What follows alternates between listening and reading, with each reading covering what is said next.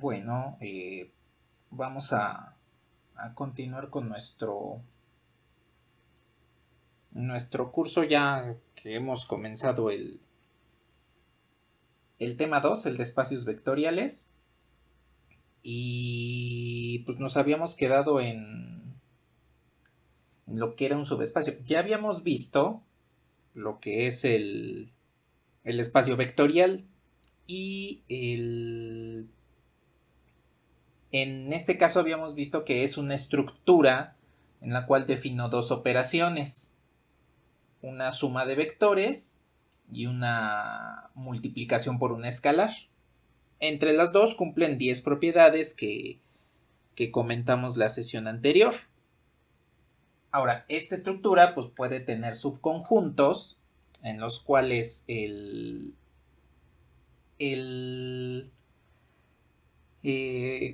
cada uno de ellos puede ser por sí mismo un espacio vectorial. Entonces, tal cual como lo pueden ver en la pantalla.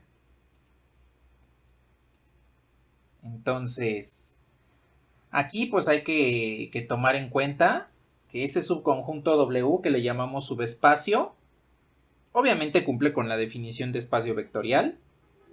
Por sí mismo va a cumplir con estas dos propiedades, que sería la cerradura en la suma de vectores y la multiplicación de un escalar por un vector, pues cae en el mismo subespacio.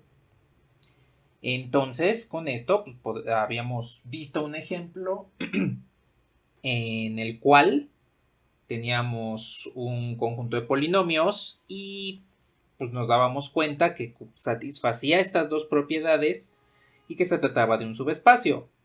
Las 8 restantes propiedades del espacio vectorial ya no las probábamos pues porque ya eran una herencia del espacio vectorial V hacia todos los elementos de W. De todo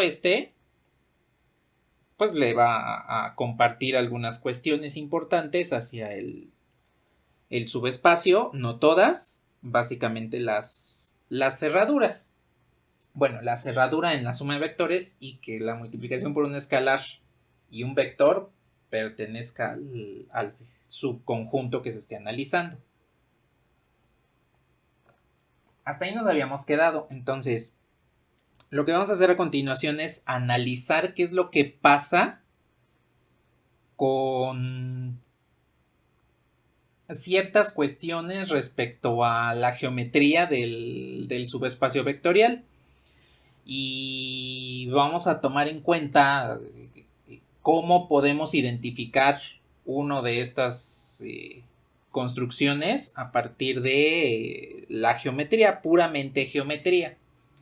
Entonces, lo que vamos a hacer es plantear tres escenarios completamente diferentes.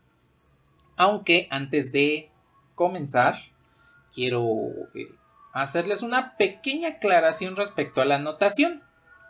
Entonces, indíquenme si puedo moverle a la pantalla.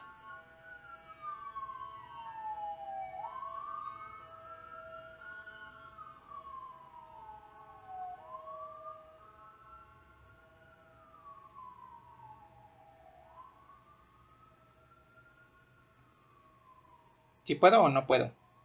O si me escuchan o no me escuchan. Vale.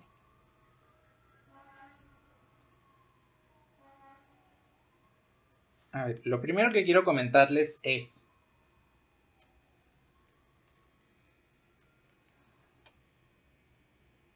tomar en cuenta lo que es el espacio vectorial real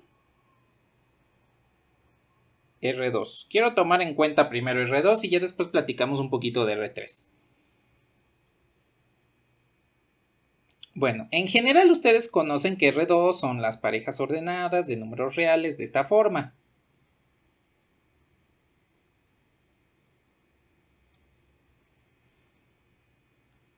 Ahora, esa notación que utilizan de X, Y generalmente viene de las notaciones que usamos en cálculo y geometría analítica. Básicamente en la parte de geometría analítica. pero en esencia también podemos escribir a R2 de esta manera.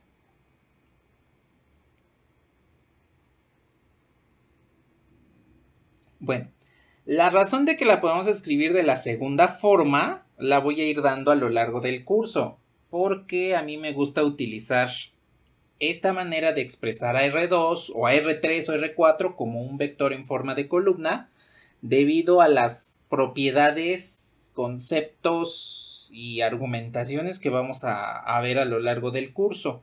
De hecho, el primero que vamos a usar va a ser en un rato más, cuando comencemos a ver lo que es la combinación lineal, para que tomemos en cuenta qué tiene que ver esa parte de la combinación lineal con, por ejemplo, la matemática que vieron en secundaria, ¿sí?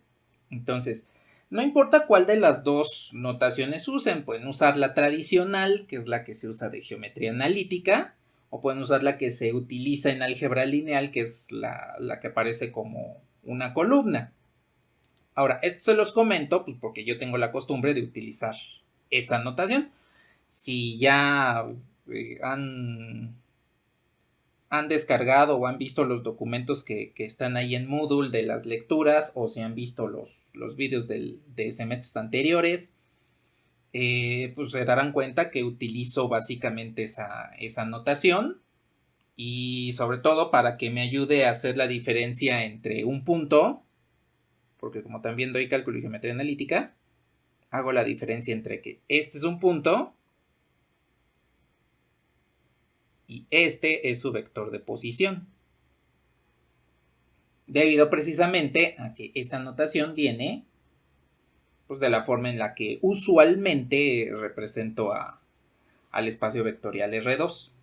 Como les comento, esa segunda notación la vamos a ir utilizando a lo largo del curso, y pues les voy a dar la justificación de por qué debemos usar esta en lugar de la de arriba. Básicamente es para que veamos por qué tenemos que hacer las multiplicaciones matriciales como debemos hacerlas, y por qué podemos definir lo que son las formas cuadráticas como deberíamos hacerlas. Es puramente una forma de escritura. Entonces, cada quien es libre de usar la notación que guste, no hay ningún problema. Aquí acordamos que pues es lo mismo, recordamos que prácticamente es lo mismo. Aquí no utilizamos mucho la notación de punto, entonces pues no hay ningún problema con que se confunda en el momento en el que sea un punto o que sea un vector. Entonces nada más les hago ese comentario pues, para que sepan por qué escribo R2 de esta forma. Y pues después ya, pues no les extrañe de que, ay, pues ¿por qué aparece esa matriz? Bueno, porque en esencia son exactamente lo mismo, y pues lo vamos a ir comentando a lo largo del curso. Bueno, dicho esto, quiero utilizar el espacio vectorial R2 por el hecho de que en este espacio vectorial podemos hacer representaciones geométricas directamente. En otros espacios no lo podemos ver tan claro, pero aquí sí. Entonces, vamos a partir de que tenemos al espacio vectorial real R2 y voy a tener los siguientes subconjuntos.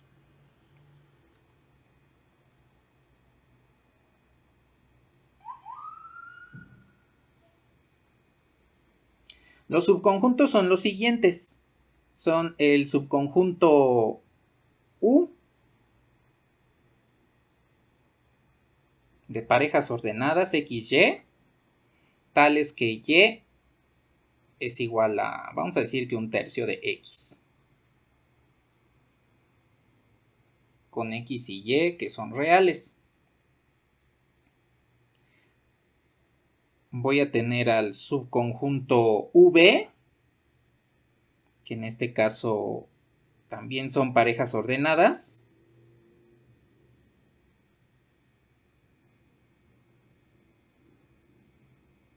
con Y igual a X cuadrada,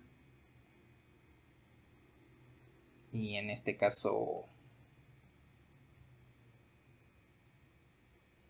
pues XY también pertenecen a los reales. Y el último subconjunto que vamos a manejar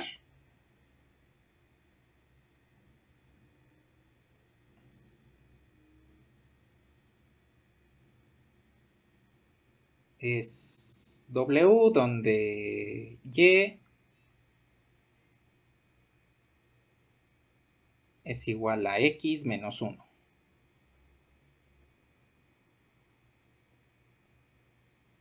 Con X y Y parte de los reales. Bien, estos son los subconjuntos que quiero que manejemos.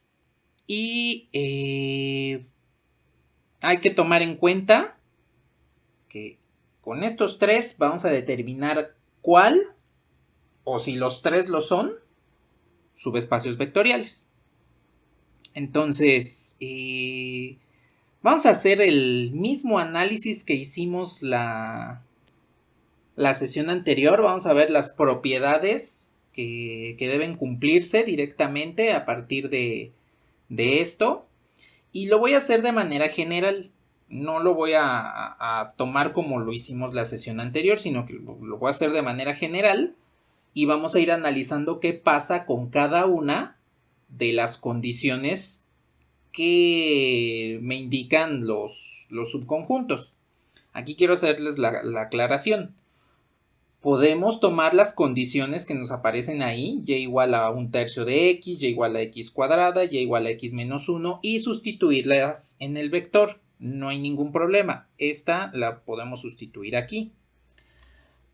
Pero para agilizar un poquito esto, lo que voy a hacer pues, es probar directamente las dos propiedades de los tres al mismo tiempo con parejas ordenadas y probar en cada caso qué pasa con las condiciones, con cada una de estas. Estas las vamos a conocer como condiciones, restricciones de cada uno de los subconjuntos, de tal forma que van a poder establecer cada una de las propiedades a partir única y exclusivamente de la restricción que les aparezca ahí. Entonces, les reitero, no es necesario que lo manejen de esta forma, pueden sustituir las restricciones en los vectores y probarlo como lo hicimos la sesión anterior, ¿sí? Bueno, a ver, lo voy a hacer de la siguiente manera.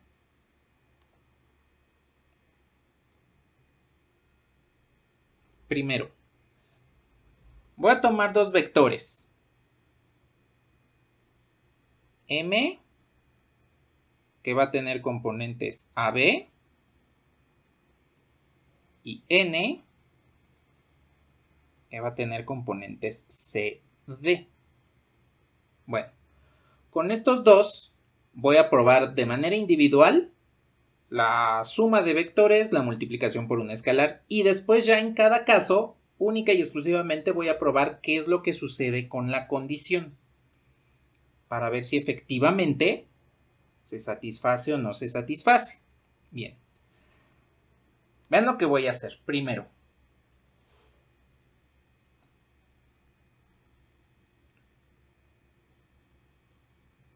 voy a hacer la suma de m más n. Como estamos hablando de subespacios, la sesión anterior habíamos dicho, pues se hace la suma usual y no hay ningún problema. Entonces, pues hago la suma usual como la harían en las matrices, porque recuerden que los vectores, las parejas ordenadas, las ternas ordenadas, pues son un caso especial de las matrices. Como les comenté hace un momento, ¿no? Que se pueden poner como matrices, entonces son un caso especial. Bueno, a ver, sumo componente a componente. Ahí está. Y en el caso de la multiplicación por un escalar,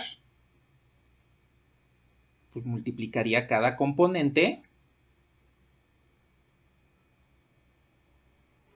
por ese escalar. Esas serían la suma de vectores y la multiplicación por un escalar. Entonces, esta y esta son las dos operaciones que vamos a probar. Aquí me dirían, bueno, pues entonces cumpliría los tres. Sí, en esencia podemos decir, pues se cumplen los tres y pues vamos a decir que sí serían subespacios. pero no hemos evaluado la condición. Aquí quiero que tomen en cuenta, lo voy a poner por colores. Voy a decir que el vector U va a estar con este tono de azul, el vector V va a estar con este tono de verde, el vector, el subconjunto, y el subconjunto W va a estar con este tono de violeta. Bueno, entonces voy a probar primero a U y vamos a ver qué es lo que sucede. Entonces, a ver, nada más tomo el color, ahí está. Y a ver, si yo tomo en cuenta que M y N pertenecen al... ya le cambié aquí el color. Déjenme lo tomo otra vez.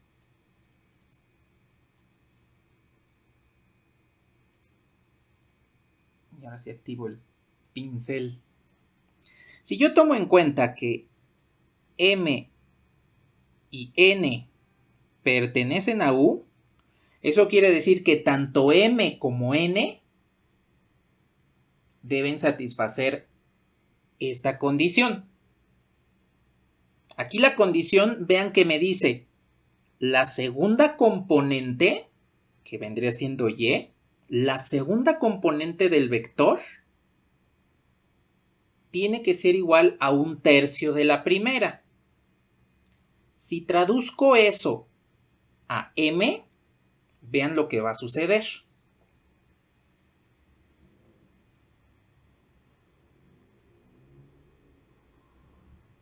A ver, la condición para M me dice la segunda componente debe ser 1/3 de la primera. Bueno. Ahora, la condición para N. La segunda componente debe ser 1/3 de la primera. Entonces, lo único que estoy haciendo es aplicar esta directamente a los vectores M y N. ¿Sí quedó claro esto?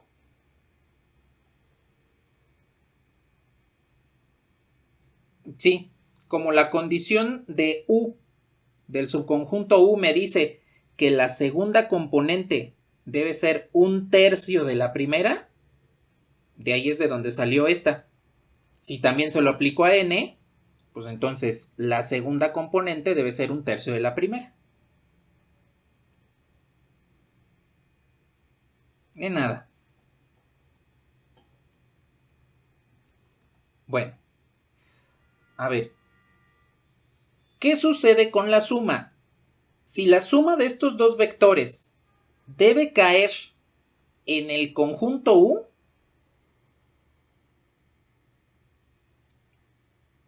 eso quiere decir que la suma de estos dos, de M más N, que la tengo por aquí arriba, debe cumplir con esa condición. Es decir, B más D tendría que ser igual a 1/3 de A más C. Porque es lo que me dice el conjunto U. Les reitero, el conjunto U me dice la segunda componente debe ser 1/3 de la primera. Entonces, en la suma de vectores, la segunda componente, que es B más D, debe ser igual a 1/3 de la primera. ¿Sí queda claro de dónde salió esta otra?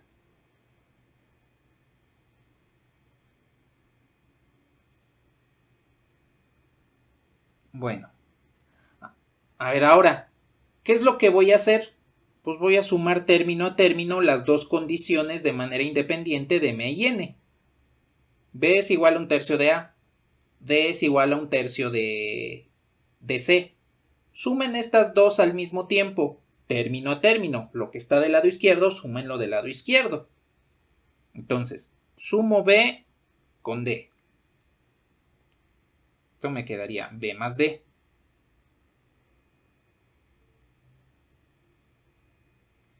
sumo un tercio de A más un tercio de C. Entonces aquí tengo un tercio de A más un tercio de C. Y entonces hagámonos la pregunta. ¿Estas son iguales?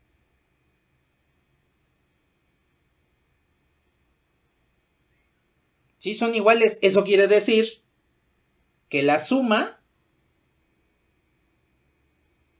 pertenece al conjunto U.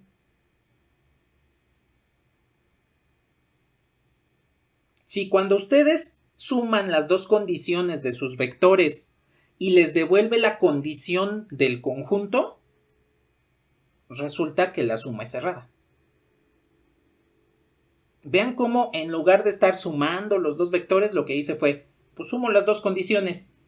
Si en el vector suma completo, que es este, me devuelve la misma condición, pues entonces significa que la suma es cerrada. Puedo hacer lo mismo con la multiplicación por un escalar. Ustedes pueden observar que en el caso de la multiplicación por un escalar, para este vector, tendría alfa m, y entonces la condición que debe cumplir este vector para que pertenezca a U es alfa b tendría que ser igual a un tercio de alfa a. Entonces, este vector que tengo aquí arriba debe cumplir con la condición del conjunto.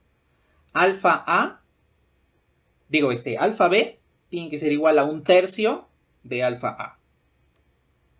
Hagamos la multiplicación por un escalar con la condición. Entonces, esta tengo que multiplicar a ambos lados de esta igualdad por alfa. Entonces, de un lado me quedaría alfa b y del otro lado me quedaría alfa por un tercio de a. Aquí ustedes pueden darse cuenta que estas dos condiciones también son la misma. Y en consecuencia también se cumple la cerradura de la... Bueno, no la cerradura. También se cumple que la multiplicación de un escalar por un vector cae en el conjunto U.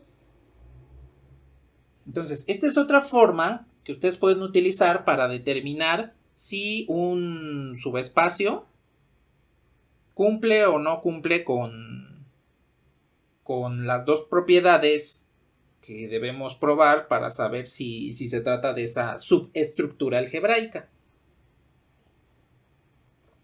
Pueden usar directamente las condiciones, las suman y el resultado pues les tiene que devolver la misma condición. La multiplican a una de ellas por un escalar y el resultado les tiene que devolver la misma condición.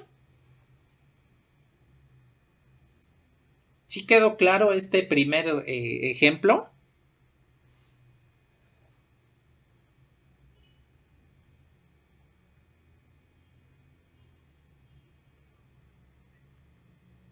Bueno, a ver, aquí nada más voy a concluir rápidamente. Como se cumplen estos dos, resulta que U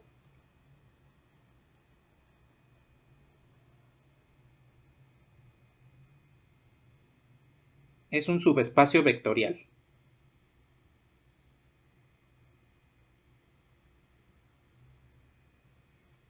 Entonces, vamos a hacer lo mismo con los otros dos. Aquí nos tardamos un poquito en este porque les estoy explicando la forma de cómo probarlo utilizando directamente las condiciones. Con los otros dos, pues vamos a tardarnos un poquito menos para ver qué es lo que está sucediendo.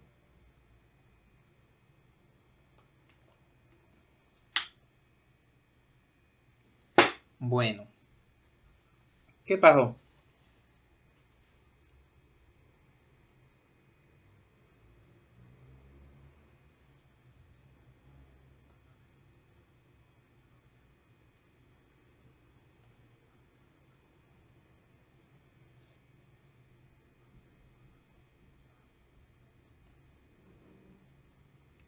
Vienen de esta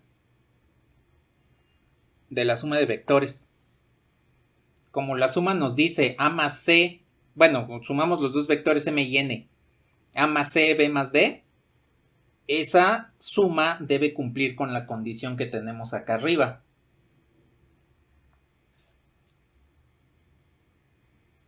De que la segunda componente de los vectores es igual a un tercio de la primera. Entonces la segunda componente pues vendría siendo B más D, acá la tenemos, y la primera componente es A más C. De ahí salió igual a un tercio de A más C. Lo que podríamos hacer es esto. Decir que este es Y, decir que este es X. Y pues debe cumplir con que Y es igual a un tercio de X. De ahí salió.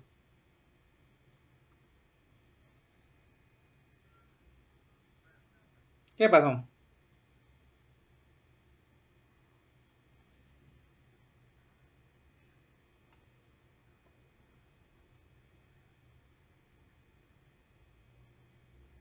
Ah, porque es exactamente lo mismo que acabo de comentar con la suma, nada más que ahora es con la multiplicación por un escalar. Que sería la segunda componente es igual a un tercio de la primera, y de ahí salió que alfa B es igual a un tercio de alfa A.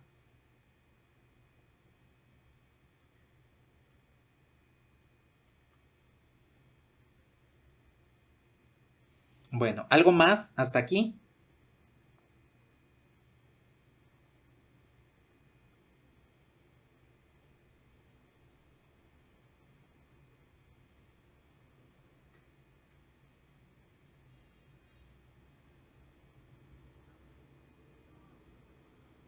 Bueno, a ver, vamos a ver el siguiente. Voy a tomar otra vez estos dos. Bueno, de hecho, con los vectores M y N.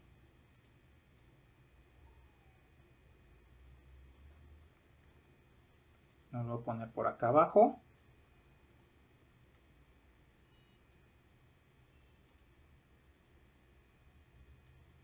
Y nada más le voy a quitar algunas rayas que pueda quitarles.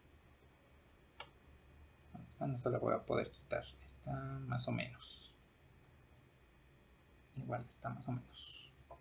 Bueno, y ahora vamos a tomar en consideración qué es lo que pasa con el subespacio, con el subconjunto V. Que entonces aquí vamos a utilizar este color verde. Bueno, entonces dense cuenta que la condición aquí ahora me dice que Y es igual a X cuadrada. Es decir, la segunda componente es el cuadrado de la primera. Entonces, tomando en cuenta eso, para el vector M, tomaría en cuenta que B, la segunda componente, es el cuadrado de la primera.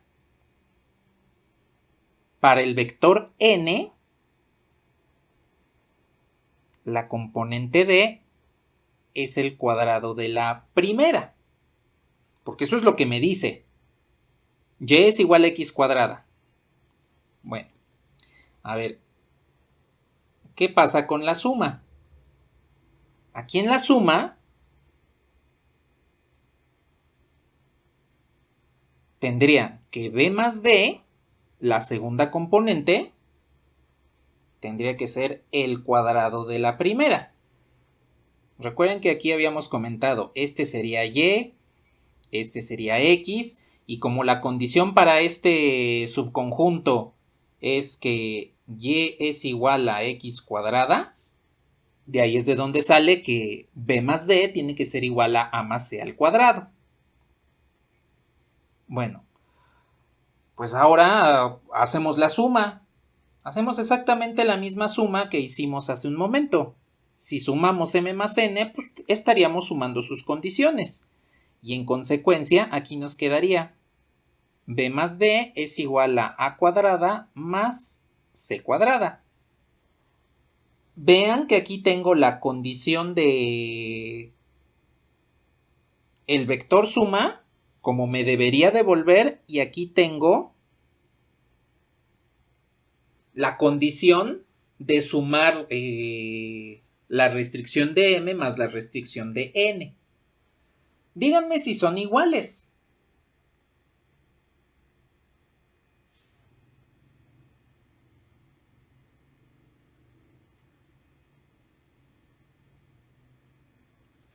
Entonces, estas dos efectivamente son diferentes, porque no es lo mismo la suma de cuadrados que el cuadrado de una suma, porque por desarrollo del binomio, pues nos quedaría a cuadrada más 2ac más c cuadrada, y pues no hay forma en la cual en esta suma pues yo obtenga ese término intermedio 2ac. Aquí directamente nos damos cuenta que la suma de vectores no va a satisfacer la condición. El resultado de la suma de vectores forzosamente me debe quedar esto si fuese un subespacio. Pero cuando yo sumo los vectores nos damos cuenta pues que no sucede eso. Y como no sucede, resulta que esta propiedad no se cumple. No se cumple la suma de vectores. En consecuencia, ya aquí podemos concluir que no es un subespacio. V no es un subespacio. No se cumple una de las dos propiedades. Recuerden que no importa cuál sea, con una que no se cumpla,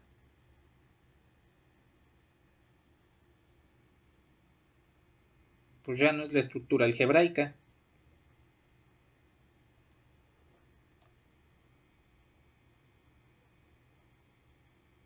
¿Sí queda claro por qué esta no es un subespacio?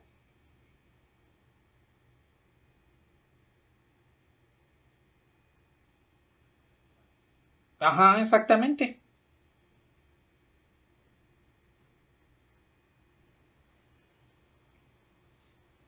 ¿Algún comentario o alguna duda hasta aquí?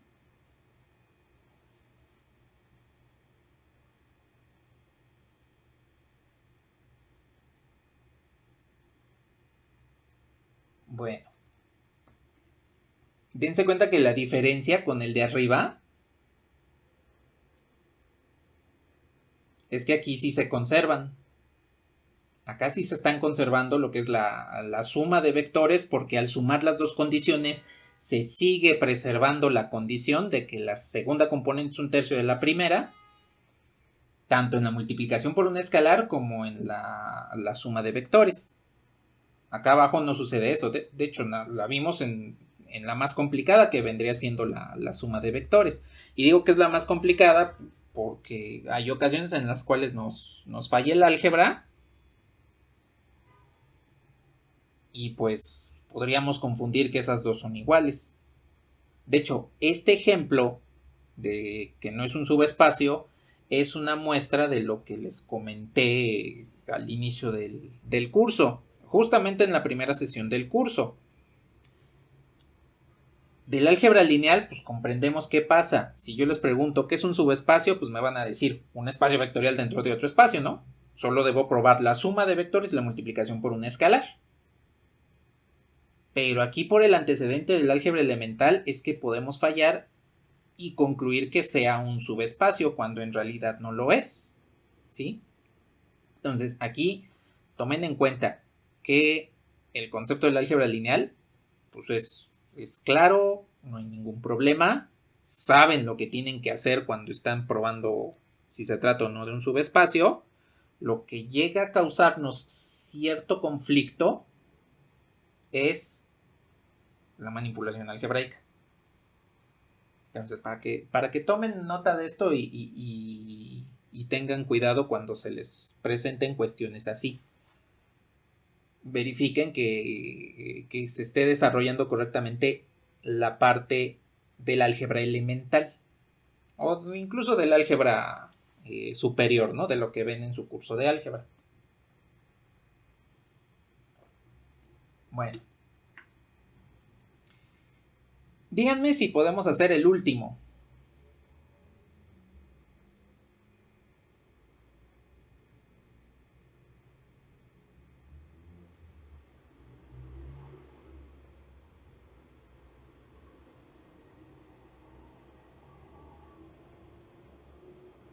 A ver. Entonces, en el último, aquí nos está diciendo que el subespacio, bueno, el subconjunto, todavía no sabemos si es un subespacio, tiene la condición que y es igual a x menos 1, es decir, la segunda componente es igual a la primera, pero además le resto menos 1. Esa es nuestra condición que vamos a evaluar para saber si se trata o no de un subespacio. Entonces, otra vez tengo estos. Y pues le quito lo que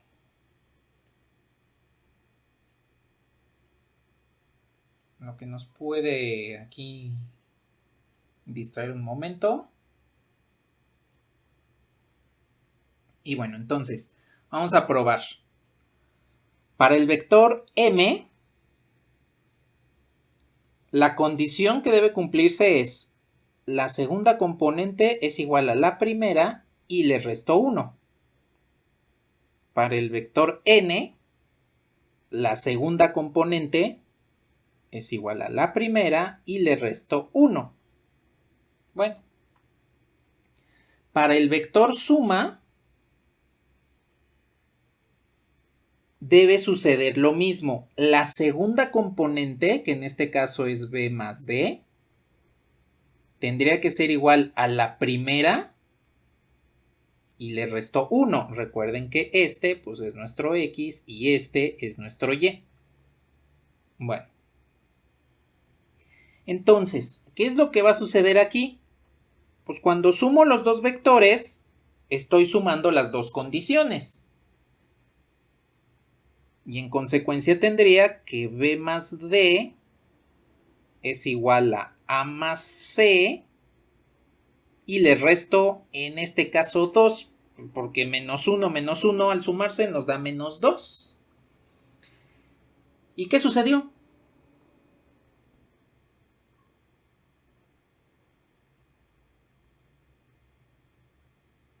Otra vez no son iguales.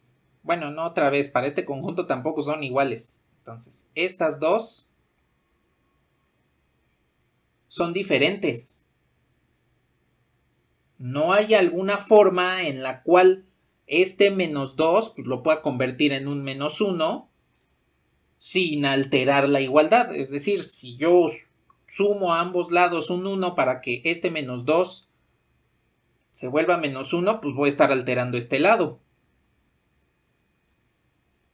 Y van a seguir siendo diferentes. Entonces no hay forma en la cual yo conserve la igualdad aquí y de este lado me dé un menos 1 para que sea igual a este. Aquí directamente vemos que pues, es más fácil verlo precisamente por esa constante. Y en conclusión, W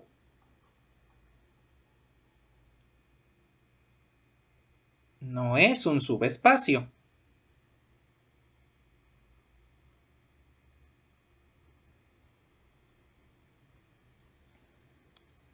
Bien, pues entonces aquí ya probamos 3 subconjuntos del espacio vectorial R2 y resulta que de estos 3 solo uno fue un subespacio.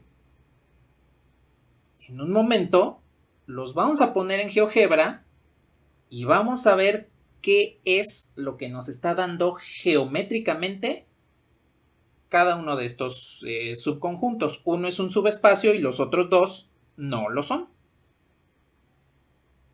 Esta forma de probar nada más con las condiciones es una forma alternativa a la que vimos la sesión anterior. Les reitero, no hay ningún problema con que la condición que cumple el vector m la sustituyan directamente aquí, la condición que cumple el vector n la sustituyan acá y realicen así la suma para ver si les devuelve la condición del subespacio o del subconjunto en esa suma, ¿sí? Entonces, aquí es a gusto de cada quien. Quise ver esta forma de probarlo o alternativa a la que vimos el viernes para que pues cada quien elija la forma de de probar si es o no un subespacio de manera libre.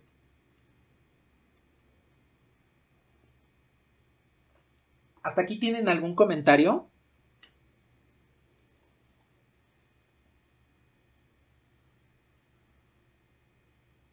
Bueno. Pues entonces, indíquenme si me puedo pasar a GeoGebra.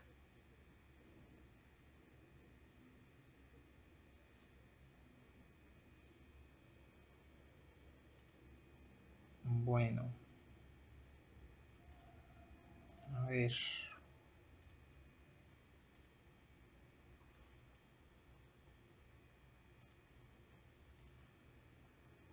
Ahí lo pueden ver.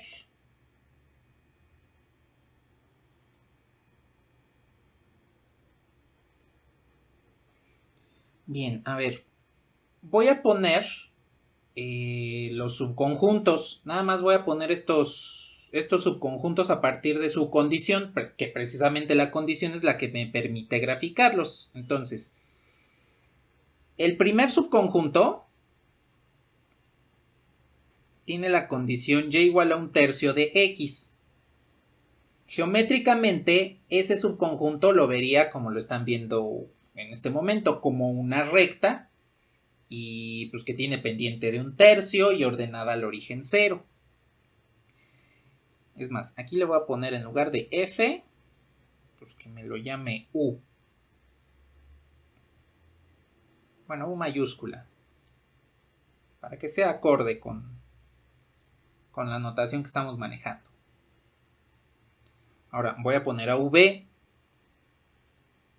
V me decía que es la curva y igual a x cuadrada. Esa vendría siendo la curva. Es más, la voy a poner con otro color. Ahí está. Y la tercera, que vendría siendo W, el tercer subespacio, digo subconjunto, es y igual a x menos 1. Y este también lo voy a poner con otro color. Bueno, aquí tenemos las tres condiciones de cada uno de los subconjuntos del espacio vectorial R2 que analizamos para ver si eran o no subespacios vectoriales. De los tres, solo U, la recta en color negro, que cruza el origen, que contiene el origen, resultó ser un subespacio. Bueno, aquí les recuerdo, un subespacio vectorial debe ser un espacio por sí mismo.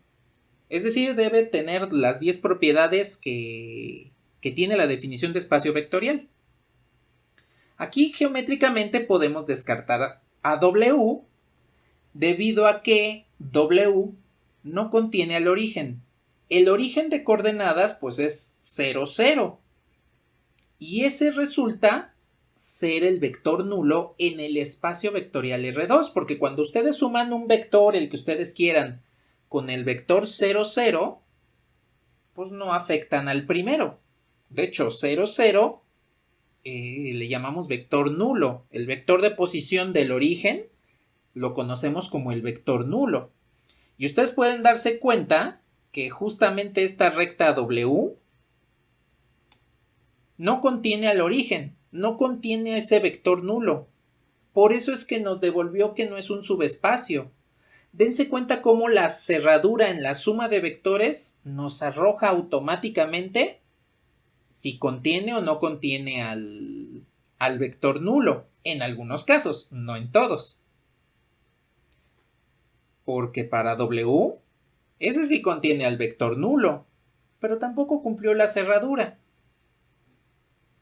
Entonces, dense cuenta cómo la pertenencia del vector nulo a un subconjunto no necesariamente nos indica si se trata o no de un subespacio.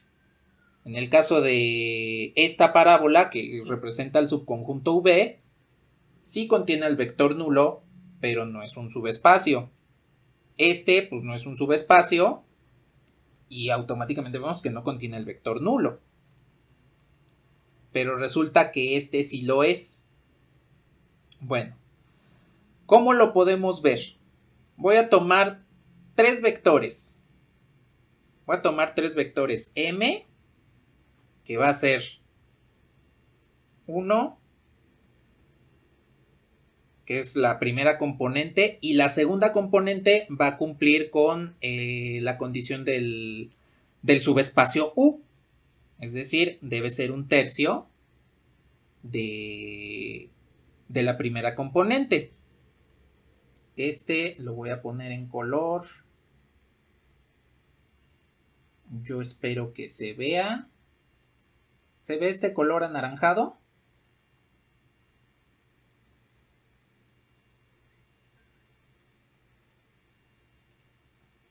Y voy a poner n, que va a ser, por ejemplo, menos 4 como primera componente.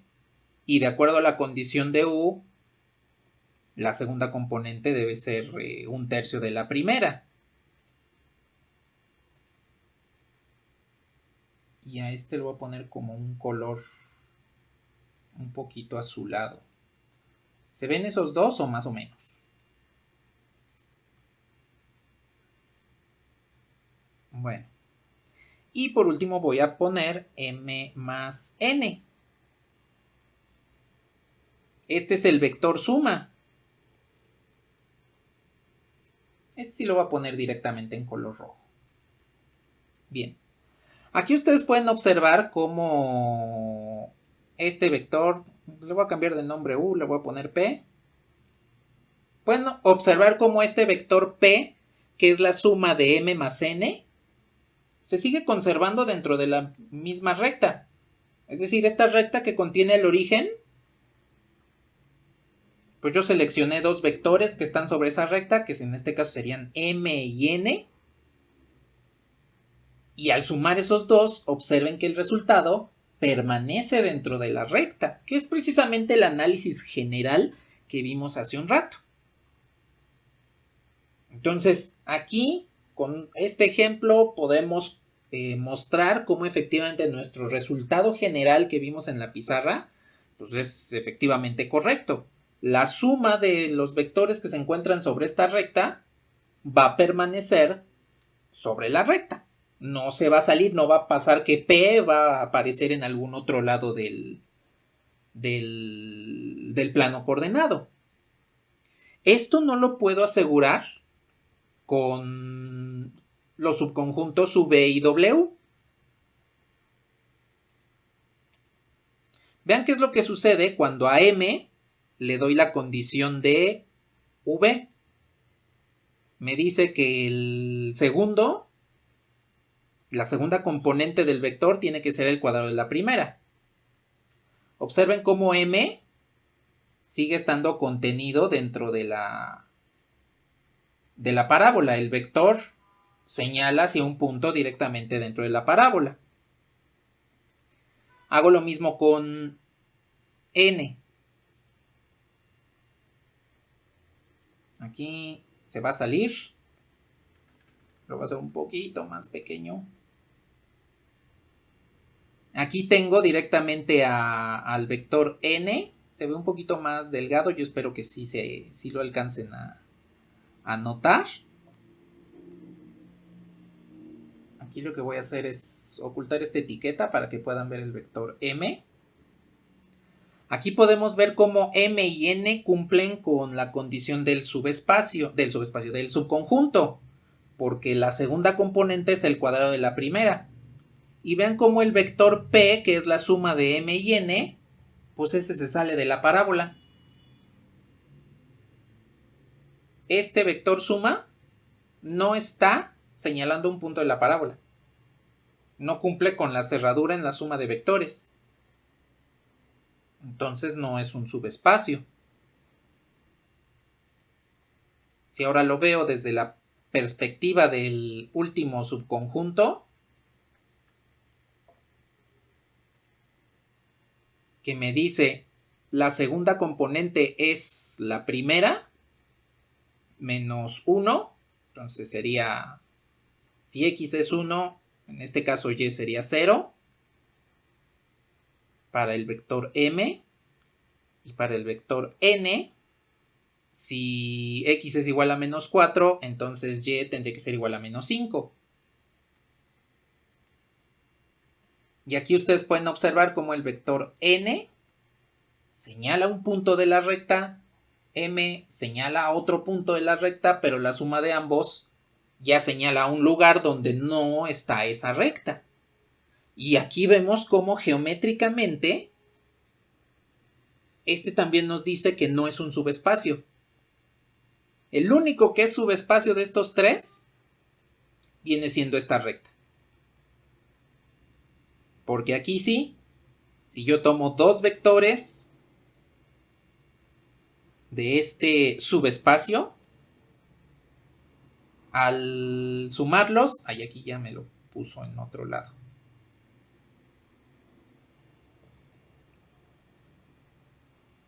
Tengo que tomarlo de este. Ahí está. Si yo tomo dos vectores del subespacio, al sumarlos entre sí, me va a devolver un resultado dentro de este mismo subconjunto, porque es un subespacio vectorial. Y esto también aplica para la multiplicación por un escalar. No importa, aquí lo probé con la suma, porque a final de cuentas la suma es un poquito más visual que la multiplicación por un escalar.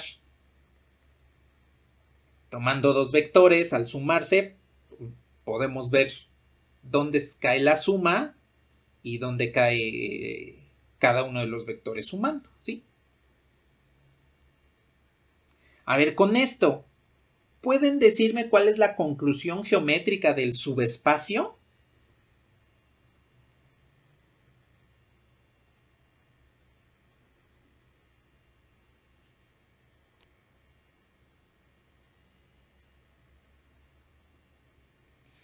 La pregunta fue, geométricamente, ¿pueden decirme en qué momentos tengo un subespacio?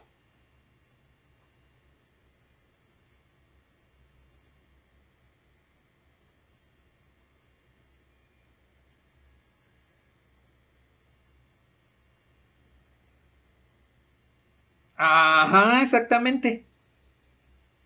Cuando la suma de vectores y la multiplicación por un escalar caigan dentro del mismo lugar geométrico, dentro de la misma función, porque también las funciones son subespacios, pueden formar subespacios. Entonces, aquí hay que tomar en consideración que esto me indica que los vectores estén siempre sobre la misma recta. Presente aquí como nos están comentando. Cuando los vectores están sobre la misma recta, ya sea los sumandos o el resultado, significa que tenemos un subespacio vectorial. Y eso solo lo vemos con las rectas que contienen al origen. Única y exclusivamente rectas que contienen al origen son subespacios, de manera geométrica. Me paso de vuelta a la pizarra.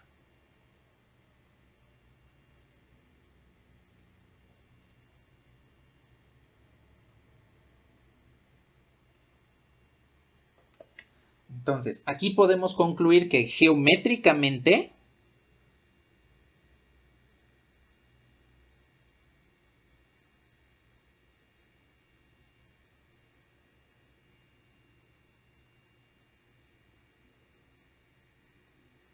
el subespacio vectorial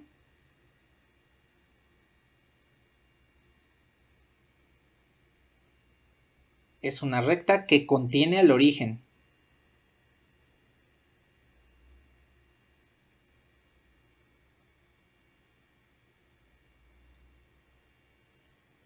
Así es como podemos ver directamente al subespacio.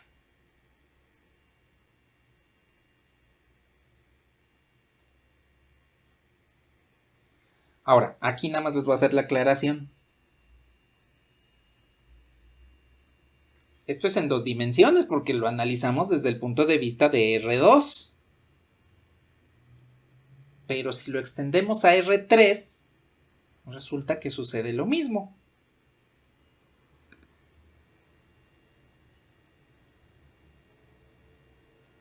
Entonces, en tres dimensiones, tenemos que toda recta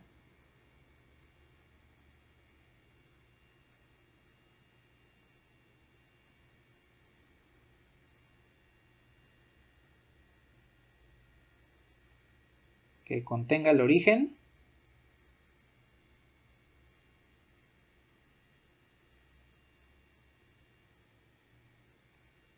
es un subespacio.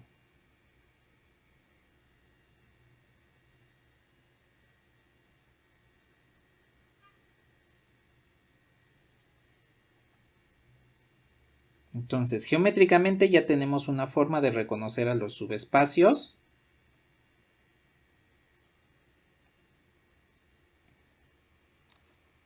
En la cual toda recta que contenga el origen, ya sea en 2D, en 3D o incluso en dimensiones superiores, que pues, de todos modos se pueden tener rectas en 4, 3, en 4, 5, 6 dimensiones, las dimensiones que quieran se pueden tener rectas, no las podemos ver tal cual ubicadas en sus respectivos espacios vectoriales, pero al menos lo podemos generalizar. Toda recta que contenga el origen es un subespacio. Geométricamente me designa a un subespacio vectorial. Y ahora, aquí viene una pregunta muy importante. En 3 dimensiones, ¿qué sucede con otros lugares geométricos?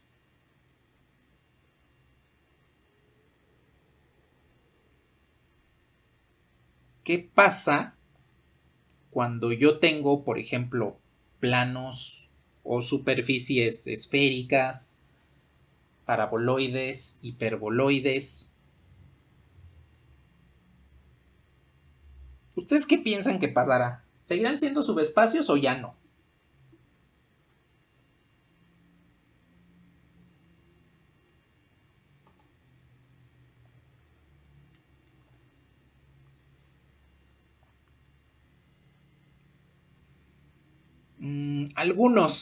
Algunos van a ser subespacios y otros no. En particular, debe contener el origen exactamente. Entonces, otra vez nos vamos a 3D.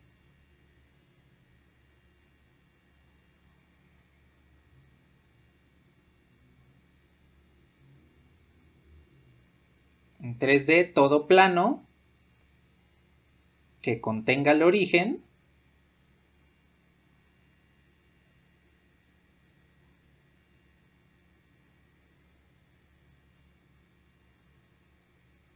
también es un subespacio.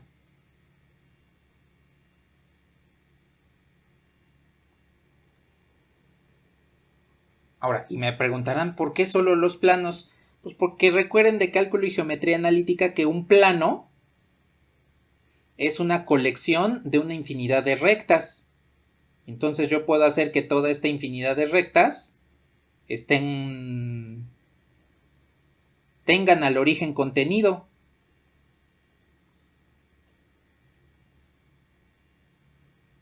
Es por eso que un plano que contiene el origen, pues también es un subespacio, pues porque es una infinidad de rectas que están pasando por el origen de coordenadas, porque están conteniendo el vector nulo.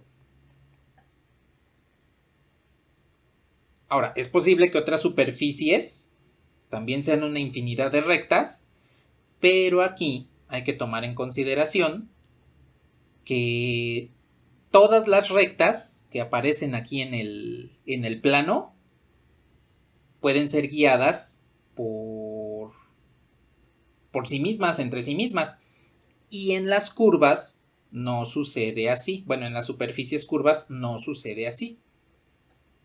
Porque sí puede haber superficies que tienen cierta curvatura, que están siendo guiadas por una infinidad, está siendo generada por una infinidad de rectas, pero está guiada por otra curva que no es una recta.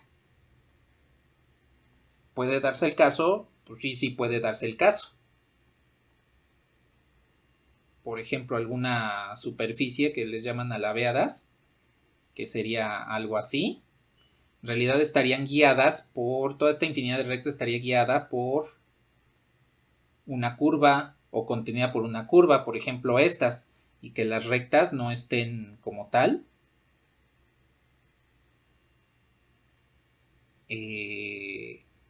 siendo guiada por otra recta en particular, porque eso solamente es posible cuando tenemos a los planos. Entonces, si tengo un plano, pues eso quiere decir que debo verificar si contiene o no el origen para saber si se trata o no de un subespacio. Y de hecho, ¿se acuerdan cuál es la ecuación cartesiana del plano?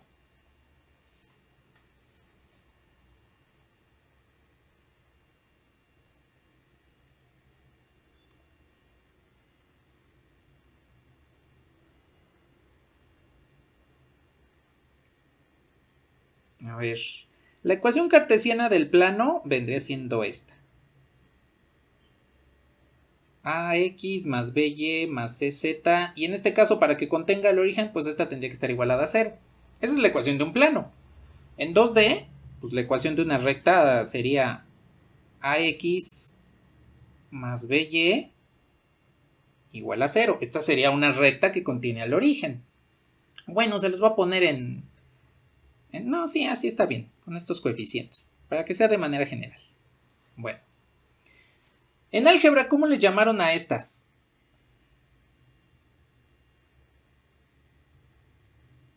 ¿Cómo se llaman esas ecuaciones?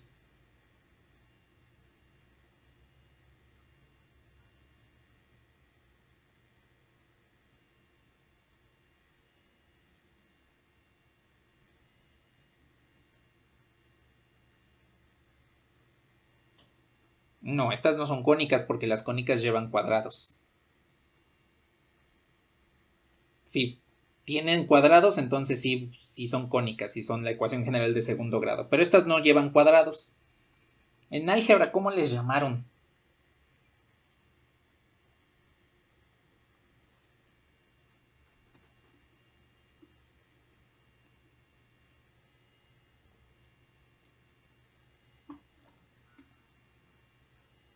¿No? ¿No se acuerdan?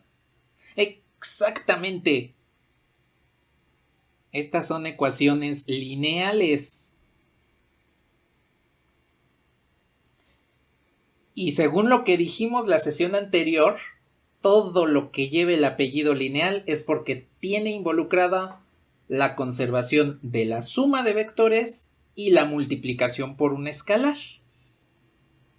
Y estas ecuaciones solo pueden ser cumplidas geométricamente por planos o rectas que contengan al origen. Por eso se llaman ecuaciones lineales. Porque conservan la suma y la multiplicación por un escalar. Ahora, no solamente las que contienen al origen les llamamos ecuaciones lineales, las que tienen, por ejemplo, aquí igual a 1, bueno, en realidad es igual a D, las que tienen aquí términos independientes no nulos, diferentes de 0, también las consideramos ecuaciones lineales. Bueno, la razón es porque yo puedo sumar un vector en específico al subespacio para que me dé este lugar geométrico que no contiene el origen. Eso se conoce como variedad lineal, pero pues eso ya fue descartado del tema de nuestra asignatura hace ya varios años. Entonces, en realidad no vamos a ver esa justificación de por qué un plano o una recta, independientemente de si pase o no por el origen, lo podemos convertir en un subespacio, utilizando algo que se llama vector de apoyo, ¿sí? Es lo que se llama variedad lineal. Y eso generaliza todo lo que ustedes conocen de los sistemas de ecuaciones lineales, de planos rectas que contienen al origen. Entonces, aquí hay que tomar en cuenta que los únicos que vamos a manejar geométricamente son planos y rectas que contienen al origen. Los demás los vamos a considerar dentro de combinaciones lineales nada más, pero ya muy, muy específicamente y fuera de lo que son los subespacios. Aquí quiero que tomen en cuenta que geométricamente un subespacio vectorial es un plano o una recta que contiene el origen. Una ecuación lineal homogénea es directamente la condición de un subespacio vectorial. Y cuando digo homogénea, pues es que es una ecuación igualada a cero. Nada más, ¿sí? Bueno, a ver, ¿hasta aquí tienen algún comentario?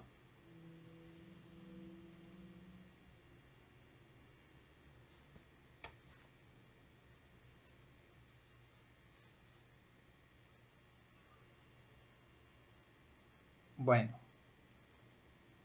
quise ver esto un poquito más a detalle, precisamente para que tengan la noción de cómo interpretar geométricamente un subespacio. En ecuaciones diferenciales ustedes también van a ver subespacios de funciones, no necesariamente que sean rectas que contienen al origen, pero eso pues ya más que nada tiene que ver con algo que se llama familia de curvas, es una familia completa de curvas y que pues aquí lo vamos a ir analizando poco a poco ya una vez que veamos lo que es el conjunto generador, la base, la dimensión, etcétera, ¿sí? Entonces, para que lo tomen en cuenta, si ya están llevando ecuaciones diferenciales, pues van a ver precisamente eso, de por qué las soluciones de una ecuación diferencial forman un subespacio, aunque no las veamos desde este punto de vista, ¿sí? Pero eso se debe a lo que vamos a ver más adelante de combinación lineal, de conjunto generador, de base y de dimensión. Aquí lo único que quiero plantear es que los subespacios, las condiciones de los subespacios geométricamente las ven como un plano o una recta que contiene al origen. Ya la naturaleza de cada vector, pues esa ya se interpreta dentro de su propio esquema algebraico, ¿sí? Bueno, ¿algún comentario con espacios vectoriales o subespacios al momento?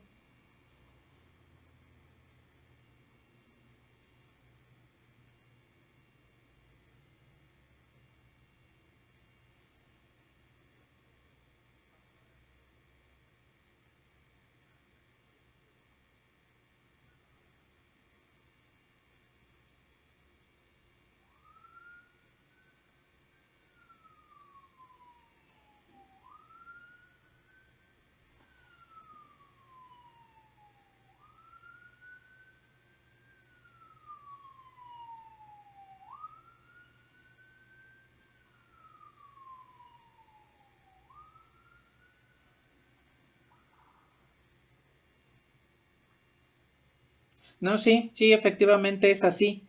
Debe cumplir con todas esas propiedades. Aquí en el caso de los subespacios ya no probamos más que que los resultados caigan en el conjunto porque asumimos que el resto de propiedades ya se cumplen del que podríamos llamar espacio vectorial padre.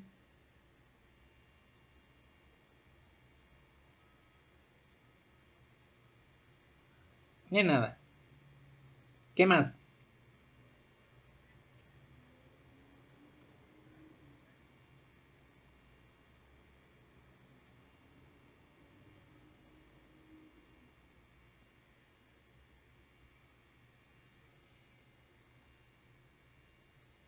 Lo que pasa es que estas, desde el punto de vista algebraico, pues son ecuaciones lineales. Son las que vemos en los sistemas de ecuaciones lineales. Y que geométricamente, pues esta me representa un plano que contiene al origen. Y esta, pues me representa una recta que contiene al origen. Entonces, las ecuaciones lineales, que son homogéneas, que están igualadas a cero porque contienen al origen, me forman subespacios. Directamente son las condiciones de subespacios de manera geométrica. Y que por eso se les llaman lineales. De nada. ¿Algo más que deseen comentar?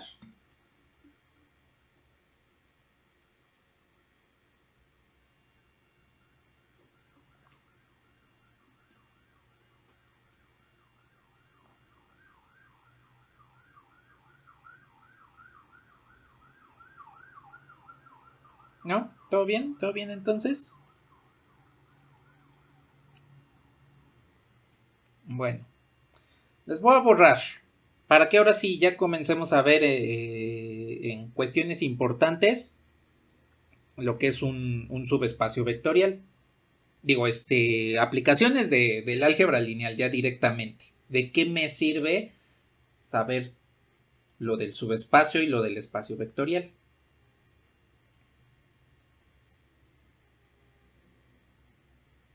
Bueno, y para ello, primero voy a comenzar con lo que son algunas propiedades adicionales.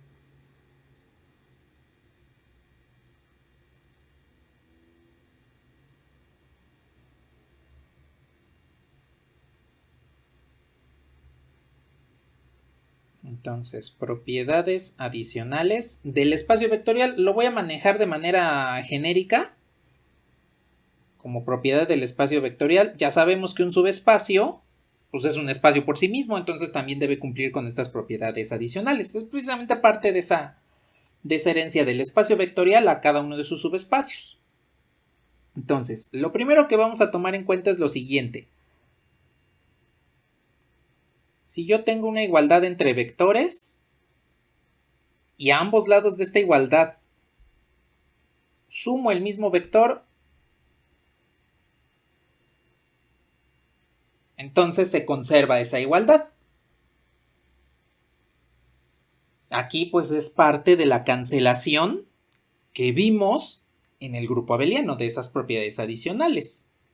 Si yo sumo a ambos lados el mismo vector, a ambos lados de una igualdad, pues la igualdad se va a conservar. Pero debe ser el mismo vector. Si sumo diferentes, pues obviamente va a cambiar el resultado.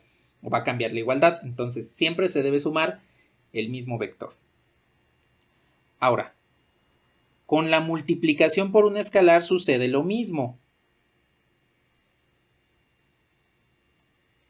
Si yo tengo la igualdad entre u y v, entonces puedo multiplicar a ambos lados por el mismo escalar y la igualdad se satisface.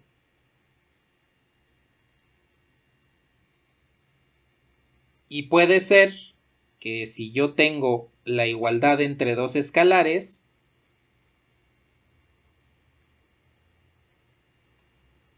y multiplique ambos lados por el mismo vector, entonces esta también se va a satisfacer.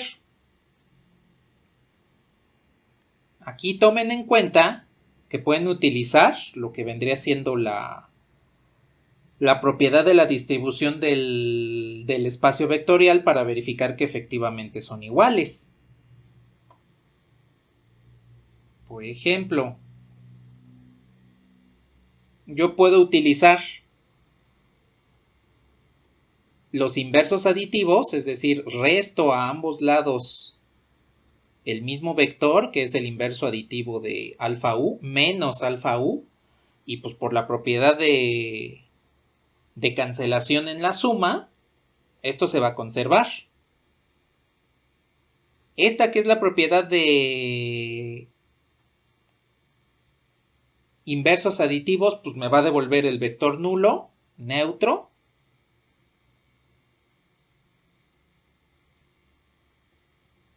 Tengo una propiedad dentro del espacio vectorial en la cual se puede distribuir una suma de escalares por un vector.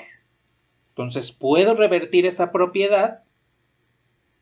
Y aquí hay que tomar en cuenta que si yo estoy multiplicando un escalar por un vector y esto me devuelve el vector nulo, entonces puede ser que el vector sea igual al nulo o bien que el escalar sea igual a 0. Observen que aquí pues tendría a cualquiera de esos dos casos. Puede ser que el vector u sea igual al vector nulo, o bien tendría el caso en el que alfa menos beta sea igual a 0. Y si alfa menos beta es igual a 0, pues significa que beta es igual a alfa. Entonces, aquí ustedes pueden observar cómo con estas propiedades adicionales puedo tomar en consideración que existe una cancelación en la multiplicación por un escalar cuando multiplico a ambos lados por el escalar o multiplico a ambos lados por el vector. Aquí sí quiero tener claridad en que no existe la división de vectores y esta pues no podemos decir que beta u entre u esto nos va a devolver alfa, eso es igual a alfa, eso es completamente incorrecto porque no existe la división entre vectores, pero sí existen las propiedades como estas, las propiedades que vimos del espacio vectorial, en el cual pues, se pueden ir separando los componentes de este producto de multiplicación de escalar por vector y entonces llegar a que efectivamente beta es igual a alfa, ¿sí? Y por último, tengo la propiedad de la asociación de signo.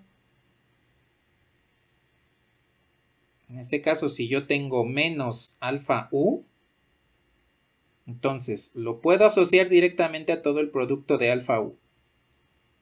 O bien lo puedo asociar al escalar. O bien lo puedo asociar al vector. Cualquiera de estas es correcta. Y eso se debe a esta propiedad dentro del espacio vectorial. Que el escalar, el producto de dos escalares, pues lo puedo asociar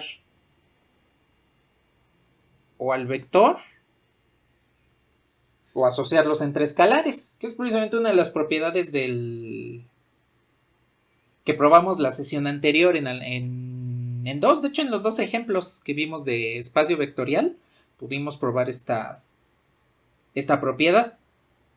Entonces, con estas propiedades adicionales del espacio y subespacio vectoriales, podemos ya comenzar a plantear ecuaciones con vectores y pues eso me va a hacer más flexible el manejo de todos los conceptos siguientes, porque entonces podemos plantear ecuaciones con puros escalares o podemos plantear ecuaciones con puros vectores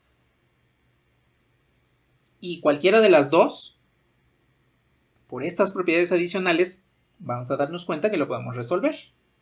Es decir, aquí en álgebra lineal podemos plantear un sistema de ecuaciones lineales con incógnitas escalares o un sistema de ecuaciones lineales con incógnitas vectoriales. Y con base en estas propiedades podemos resolver cualquiera de las dos. Digo, tal vez le suene un poquito medio extraño eso de sistema de ecuaciones con incógnitas vectoriales. Cuando lleguemos, por ejemplo, a matriz de transición, vamos a ver que efectivamente existen.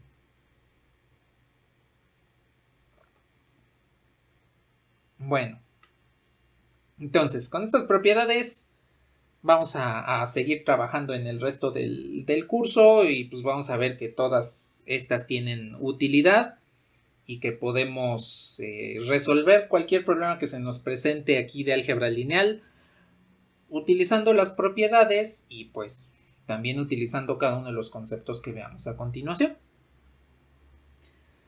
Bueno, a ver, aquí quiero hacerles una pregunta. ¿Desde cuándo manejan ustedes sistemas de ecuaciones lineales? ¿Cuándo conocieron los sistemas de ecuaciones lineales?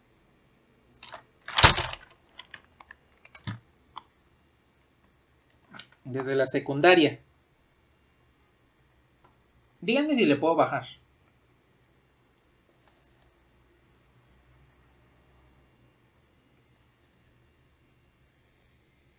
A ver, en secundaria vieron este tipo de sistemas de ecuaciones. Por ejemplo, 3x más y y x menos y igual a 2. Y les dijeron, si tengo un sistema de ecuaciones lineales, x tiene un solo valor, y tiene un solo valor. Si no sucede así, entonces no hay solución. Bueno, el semestre en el que hayan llevado álgebra se dieron cuenta de que pues no sucede así, de que hay sistemas como este que tienen una solución, de que hay sistemas como este que tienen múltiples soluciones, y los que sí no tienen solución pues son sistemas como este, que son los sistemas incompatibles, ¿no? Estos son los que les llamaron sistemas compatibles porque tienen solución. Y este que no tiene solución, pues le llamamos sistema incompatible. Bueno, dentro de los compatibles, pues tenemos dos. Los que tienen solución única, que les llamamos determinados. Y los que tienen múltiples soluciones, que les llamamos indeterminados.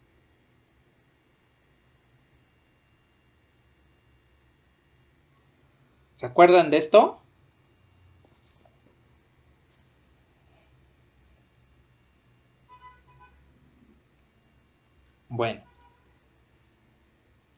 Bueno, a ver, aquí dos comentarios rápidos. Primero, por la terminología que vamos a manejar más adelante, creo que es más conveniente, aunque sé que no es ortodoxo, pero es más conveniente para ustedes, para que no se confundan, que a estos sistemas les llamen un sistema de ecuaciones lineales con solución única. Solo tiene una solución. A estos les llamemos sistemas de ecuaciones lineales con múltiples soluciones. Tienen muchas soluciones. Y a estos, sistemas de ecuaciones lineales sin solución. Y se los comento porque pues esto de indeterminado, determinado, incompatible y compatible, pues tiene dentro de sus descripciones la partícula del español que nos indica negación in, pero resulta que también vamos a manejar el término de dependiente e independiente. Y pues ahí le agregamos otro in, que se puede confundir con estos, con este y con este, básicamente. Entonces, lo que les sugiero es, para que no nos confundamos con lo que vamos a ver a partir de esta sesión y en las siguientes, llamemos a los sistemas con una solución, con múltiples soluciones y sin solución. Y así no haya absolutamente ningún problema para que podamos relacionar las cosas, ¿sí? El segundo comentario es, si no se acuerdan de la teoría de sistemas de ecuaciones lineales, pues les recomendaría que vayan al canal de YouTube, ahí donde subo estas clases, y busquen la lista de reproducción de álgebra del semestre 2021-1, es decir, de hace un año. Y vean ahí los vídeos que tengo ahí de sistemas de ecuaciones lineales. O bien, vayan al curso de álgebra. Ayer ya terminé de hacer la revisión y actualización de mis notas de álgebra de sistemas de ecuaciones. Me faltan los de matrices, pero los de sistemas de ecuaciones ya están. Entonces, para que también ahí ustedes tengan material para que revisen lo que sucede con los sistemas de ecuaciones lineales. ¿Sí?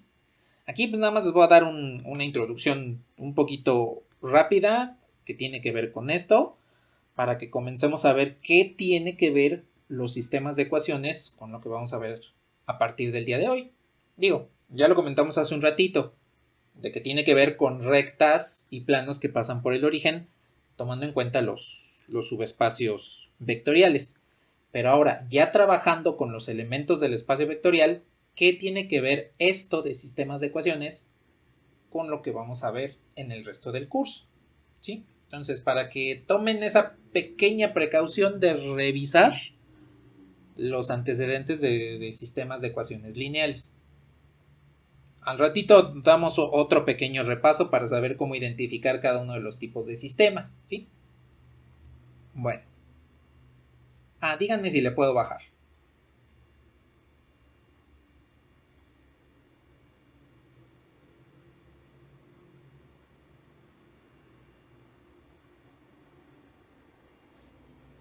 A ver. Voy a seguir trabajando con este sistema. Le puse 3x más y o menos y. Bueno, no importa, pero nada más para seguir manejando este. Ya. Es 3x más y igual a 1 y x menos y igual a 2. Bueno. A ver. Aquí voy a utilizar la notación de matrices para representar el sistema de ecuaciones lineales. Ahora, probablemente recuerden que las matrices, los sistemas de ecuaciones lineales se pueden representar mediante matrices y hay tres formas de hacerlo. El primero, pues, es poner directamente los coeficientes en nuestra matriz.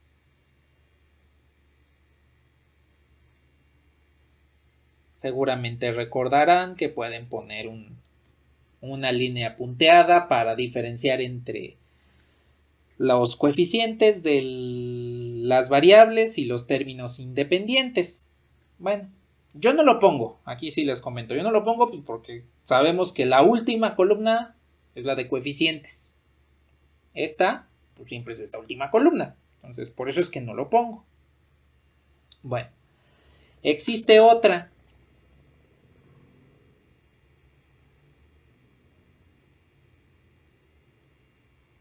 Que es a partir de la multiplicación matricial.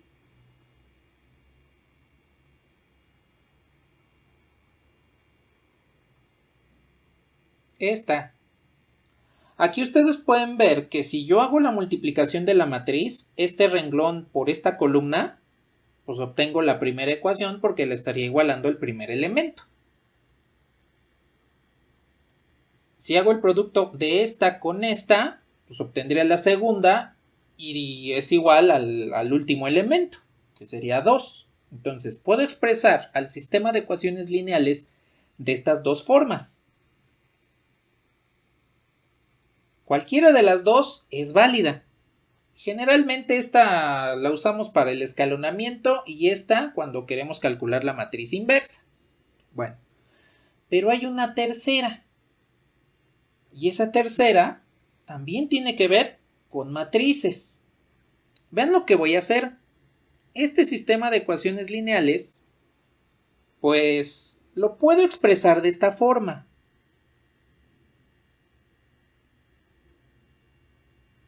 (3x más y x menos y los puedo poner en una matriz e igualarlo a una segunda matriz.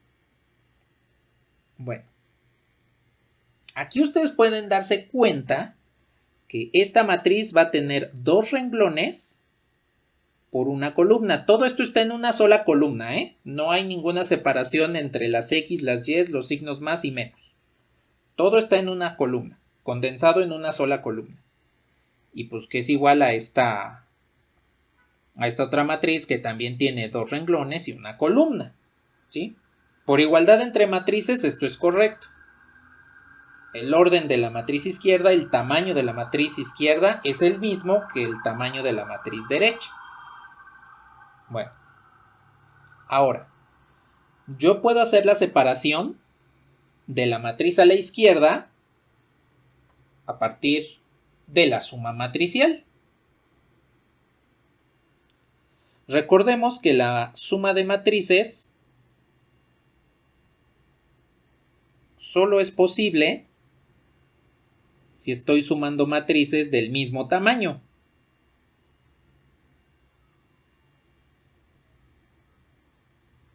Es decir, esta matriz de 2 por 1 viene de la suma de una matriz de 2 por 1 más otra de 2 por 1. Observen cómo se está conservando aquí el tamaño de esta suma matricial. Bien. Ahora, ¿qué sucede? Pues resulta que en la matriz donde tengo 3x y x, pues todos sus elementos tienen un factor común. Lo voy a llamar factor común para que me entiendan de qué estoy hablando. Tanto este como este tienen un factor común, que es x. Entonces yo puedo factorizar de ambos términos esa x.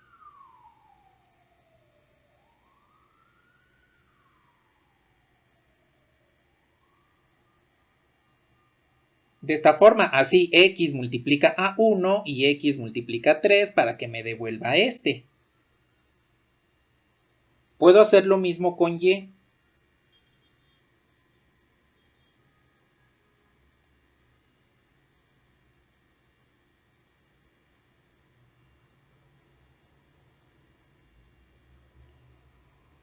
Y entonces, aquí ustedes pueden darse cuenta que tienen algo más o menos conocido. Y digo más o menos, pues porque en realidad no sé si recuerden lo que sucede con las ecuaciones vectoriales del plano y de la recta. ¿Se acuerdan de las ecuaciones vectoriales del plano y la recta en cálculo y geometría analítica?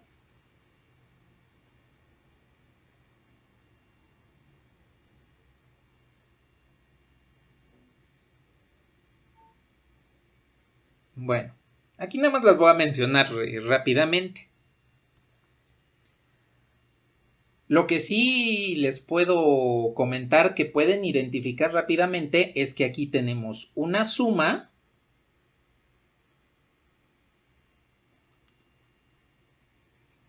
y por acá tenemos lo que es la multiplicación por escalar. Y hasta lo que hemos visto al día de hoy, sabemos que esas son las operaciones básicas en el espacio vectorial. Entonces, vean cómo mi sistema de ecuaciones lineales, que es este, lo fui manipulando hasta encontrar las operaciones básicas en el espacio vectorial.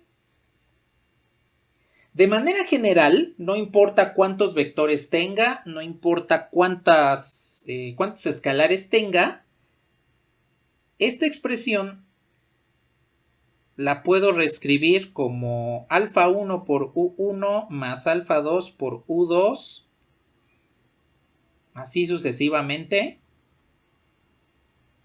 hasta alfa n por un igual a, por ejemplo, un vector v.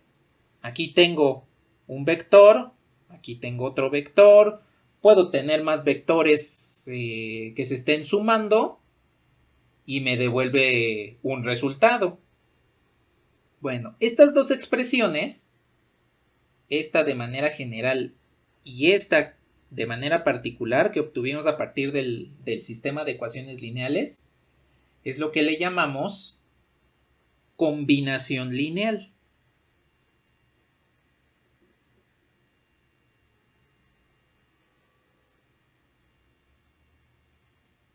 Y resulta que una combinación lineal está usando las dos operaciones básicas dentro del espacio vectorial para crear nuevos elementos, a partir de algunos que ya conocemos.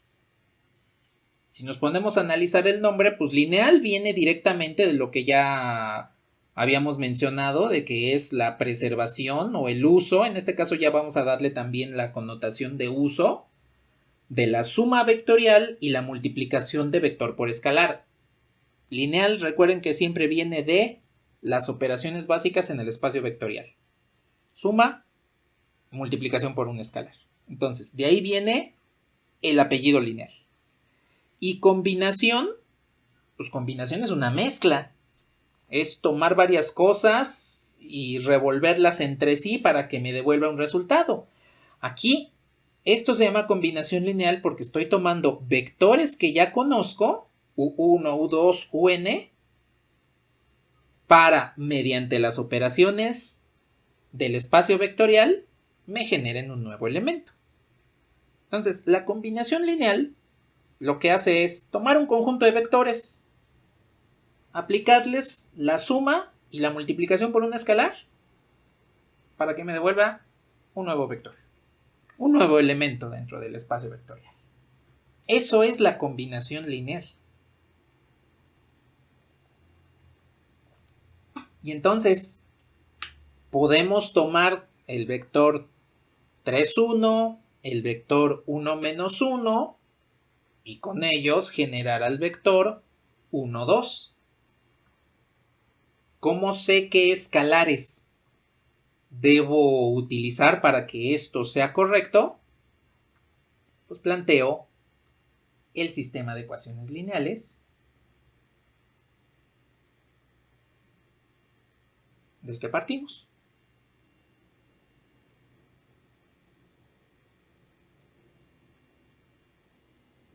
Entonces, aquí ustedes pueden observar cómo convertimos un sistema de ecuaciones en una combinación lineal. Y entonces también podemos hacer lo contrario, convertir una combinación lineal en un sistema de ecuaciones. ¿Cómo lo haríamos? Pues tal cual como lo hicimos aquí, pero en sentido contrario.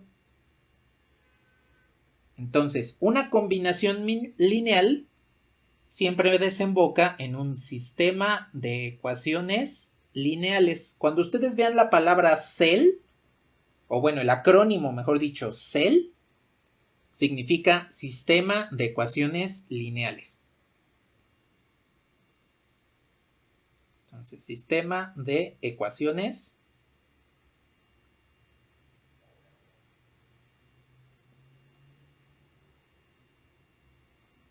lineales. Eso es lo que significa CEL.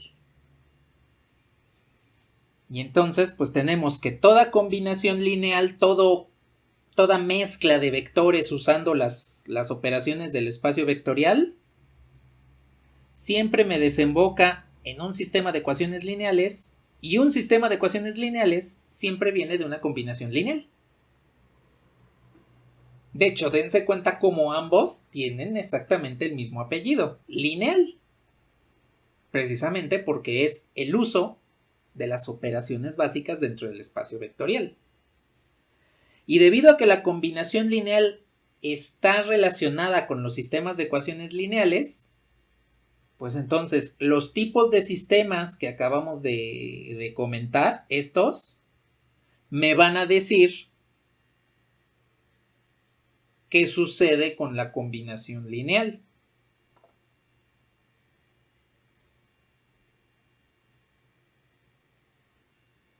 Por ejemplo, si yo tengo un sistema de ecuaciones lineales con una solución única, el tipo de sistemas de solución única,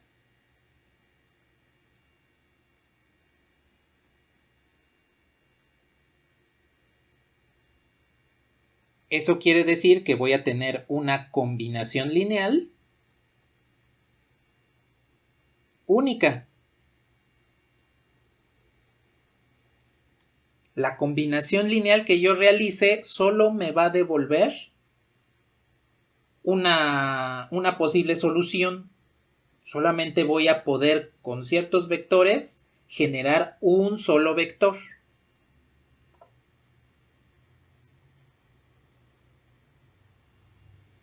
Por otro lado, si tengo múltiples soluciones, un sistema de ecuaciones que tenga muchas soluciones, pues me va a generar múltiples combinaciones lineales. Y entonces podríamos elegir alguna en particular para expresar.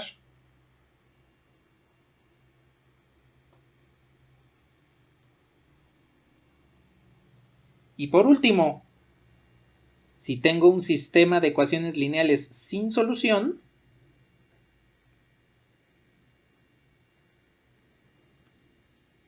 les escribo aquí bien la U.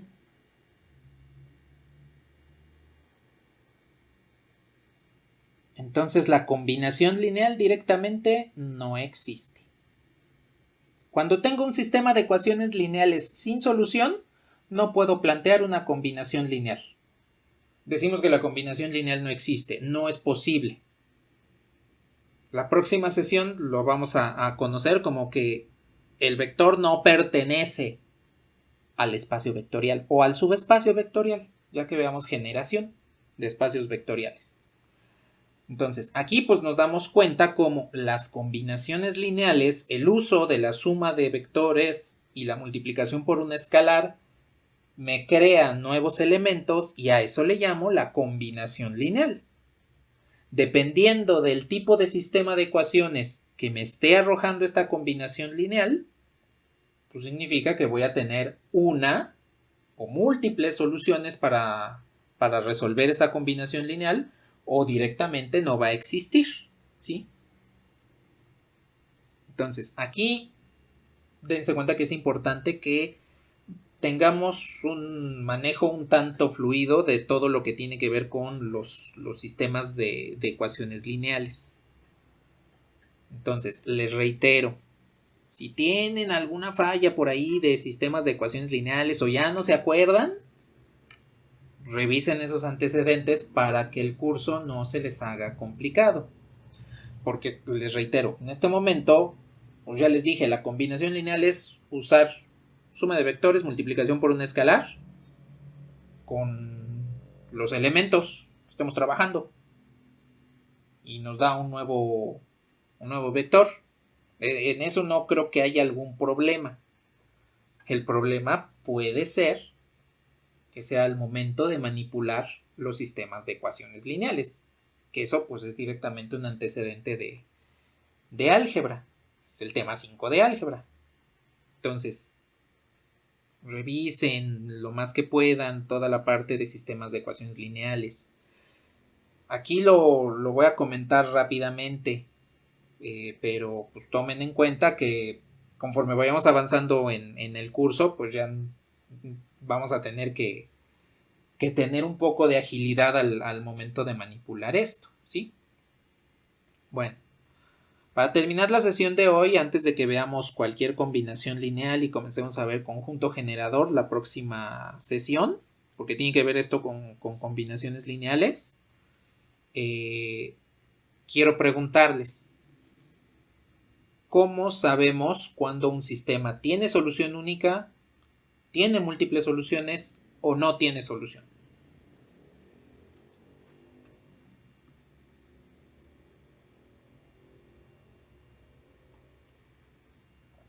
Oye, no se acuerdan. Recuerden que aquí también es válido decir no me acuerdo, o no sé, o lo tengo medio difuso.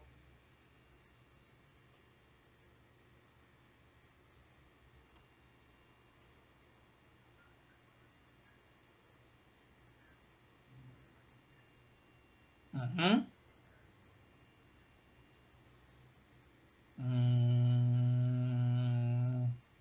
Más o menos.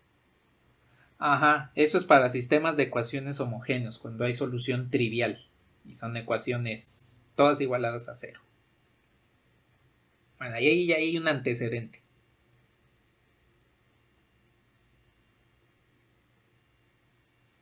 A ver, nada más para terminar. Lo voy a ver aquí rápidamente.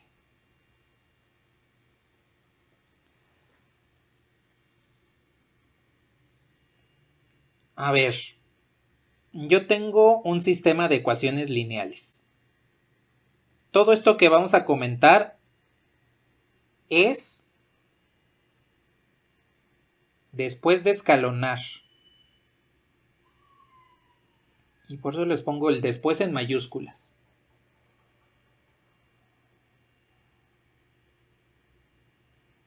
Aquí vamos a utilizar solo el método de escalonamiento de eliminación gaussiana, de sumar renglones, multiplicar por un escalar, intercambiar renglones para resolver los sistemas de ecuaciones lineales, porque eso es el método más fiable. Ya después, cuando veamos ciertas condiciones, ya podemos utilizar determinantes, pero por el momento nada más vamos a usar escalonamiento. Entonces, si ustedes tienen un sistema de ecuaciones lineales, al resolverlo van a escalonarlo y después de escalonar tienen que ver estas condiciones. Si tengo un sistema de única solución,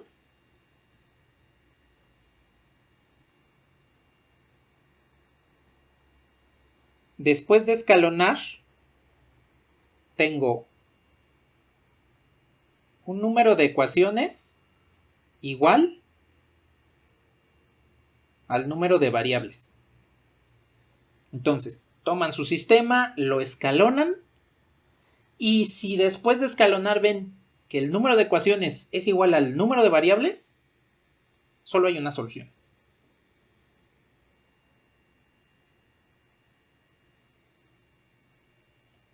Si tenemos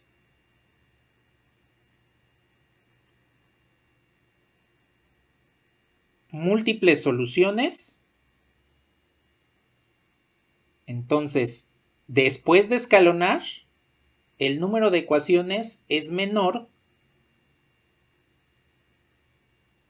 que el número de variables. Toman su sistema, lo escalonan y de repente ven que cuentan las ecuaciones, les quedan 2, pero tienen 3 variables, entonces hay múltiples soluciones. Y por último, un sistema sin solución